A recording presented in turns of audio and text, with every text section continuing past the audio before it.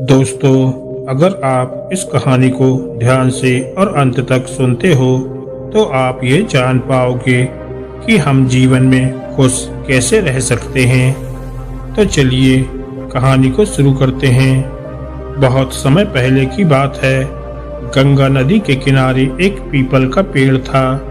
पहाड़ों से उतरती गंगा अपने पूरे वेग से बह रही थी। अचानक पेड़ से दो पत्ते नदी में आकर गिर गए। एक पत्ता तिरछा गिरा और एक पत्ता सीधा गिरा।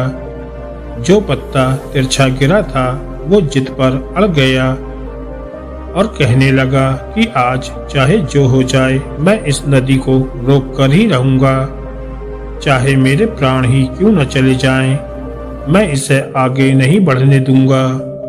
वह पत्ता जोर जोर से चिल्लाने लगा कि रुक जा गंगा, मैं तुझे आगे नहीं जाने दूंगा। पर नदी तो बहती ही जा रही थी।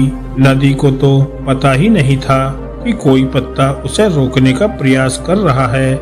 इधर पत्ते की जान पर बन आई थी। वह लगातार संघर्ष कर रहा था। वो पत्ता नहीं जानता था कि बिना लड़े भी वहीं जाना था जहां थक कर और हार कर पहुंचेगा। परंतु अब के बीच का समय उसके लिए दुख और संताप का समय बन चुका था।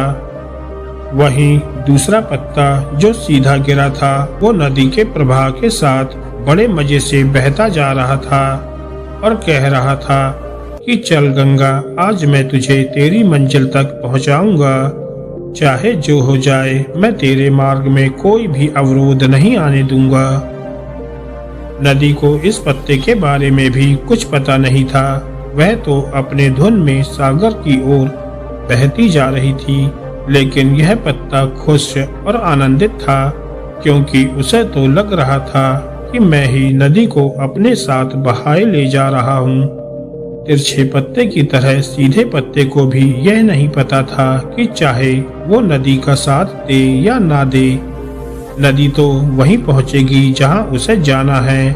पर अब और तब के बीच का समय उसके लिए आनंद का समय बन चुका था। जो पत्ता नदी से लड़ रहा था उसके जीत का कोई उपाय नहीं था और जो पत्ता नदी के साथ बहता जा रहा था उसकी हार का कोई उपाय नहीं था। दोस्तों, ये कहानी हमें ये सिखाती है कि जिस दिन हम लड़ना छोड़ देते हैं उस दिन से हम जीना शुरू कर देते हैं। अब लड़ना छोड़ देने का अर्थ ये नहीं है कि आप सपने ना देखें या उसके लिए मेहनत करना बंद कर दें, बल्कि लड़ना छोड़ देने का अर्थ यह है कि आप उन चीजों को बदलने की कोशिश ना करें जो आपके हाथ में नहीं है। यही खुश रहने का मूल मंत्र है।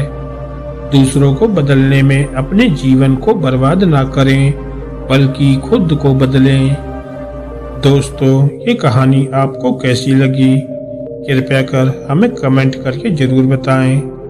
और साथ ही अगर आपको कहानी अच्छी लगी हो तो वीडियो को लाइक करें और ऐसी ही कहानी सुनने के लिए हमारे चैनल को सब्सक्राइब करें।